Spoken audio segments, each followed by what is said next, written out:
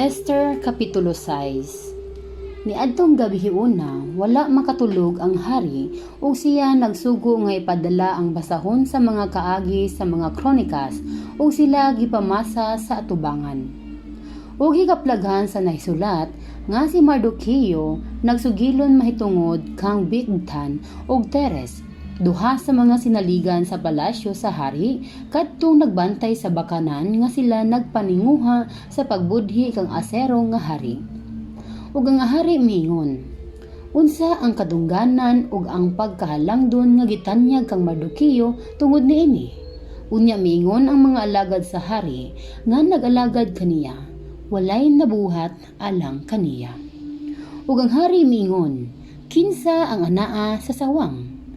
Karon si Aman adto sa dapit sa gawas nga sawang sa balay sa hari. Sa pagsulti sa hari aron sa pagkabitay kang Mardoqueo sa bitayan nga iyang giandam alang kaniya, ug ang mga sulugoon sa hari miingon kaniya, aniya karon si Aman nagtindog sulod sa sawang. Ug ang hari miingon, paanhiya siya.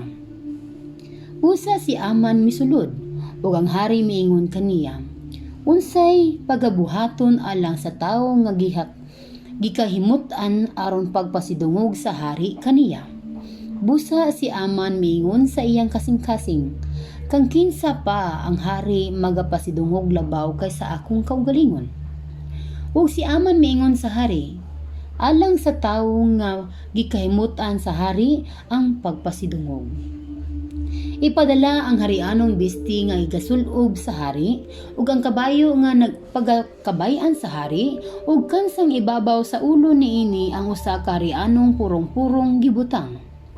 Ug ipahatod ang bisti ug ang kabayo sa kamot sa usa sa mga labang halangdon nga prinsipe aron ilang sulubon ang tawo niini kang kinsa ang hari mahimuot sa pagpasidunghog. Ug pakabayon siya sa kabayo ngadto sa dalan sa syudad ug imantala sa tubangan niya. Mao kini ang pagabuhaton sa tawo kang kinsa ang hari nahimuot sa pagpasidungog. Unya ang hari miingon kang Aman, pagdali ug kuhaa ang bisti ug ang kabayo sumala sa imong giingon ug buhata kang Mardoqueo nga Hudyo nga naglingkod sa ganghaan sa hari. Ayaw ipakawang ang bisan unsa sa tanan nga imong gipamulong.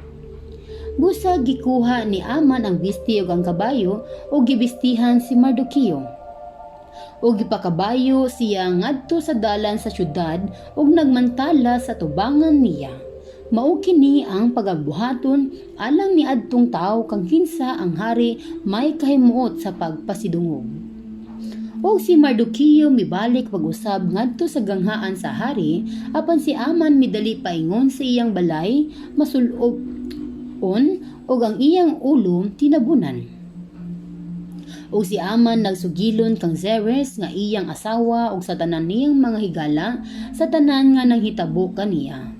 Unya namulong kaniya ang iyang mga manggialamong tawo og si Zeres nga iyang asawa.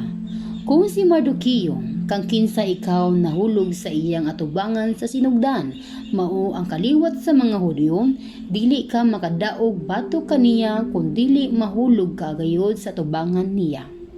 Samtang nagasulti pa sila kaniya, miabot ang mga tinugyanan sa hari ug nagdali sa pagdala kang Aman ngadto sa kumbira nga gitagana ni Esther.